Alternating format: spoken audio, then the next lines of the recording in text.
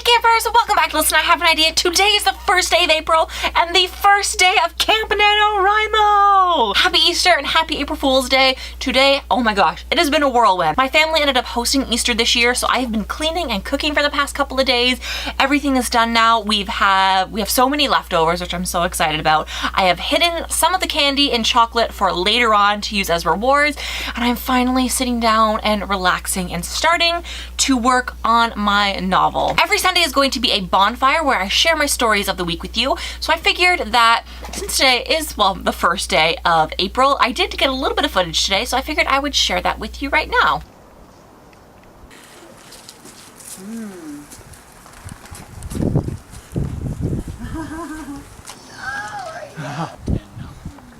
Spot all over the place so that she's not tied to one spot. Yeah,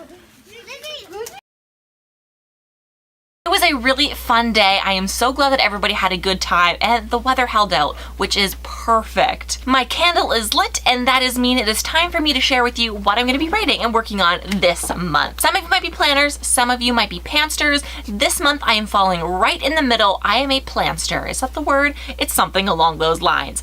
I have a general concept that I have developed, but I have no set details for any of it. So I'm basically going to share with you what my concept is and how I'm going to elaborate on it throughout the month. My concept started out with a single question, and that is, if you can go back in time to any point in your life and start over from that point, where would you go and why?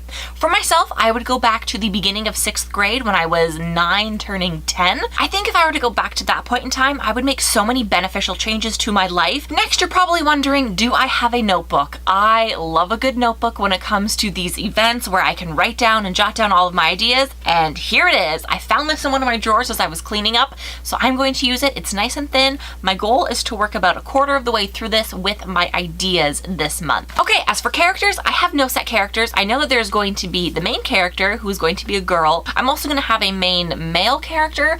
Is it going to be a romance? I'm not 100% sure. I want every chapter to read as a short story. The timeline of my story is going to be set in 2. So the first couple chapters are going to deal with everything that happens up until the point where they travel back in time, and then everything else after that will be the changes that are made within those kind of set history points and how it either negatively or benefits them in the long run. The part that works really well with my general concept is an idea I have for one of my Wednesday videos, which will be in arts and crafts, and that is to write a chapter based off of a writing prompt that I find online. I think that'll be so, I don't know, inspirational, helpful, I guess. It'll get my creative juices flowing into writing a short story all contained within one chapter that doesn't have to be too long, but can be anything it wants to be. Whether it relates to my book or not, it'll give me the opportunity to play around with the characters and get to know them a little bit better. I did this last NaNoWriMo, and I actually ended up writing something I really fell in love with.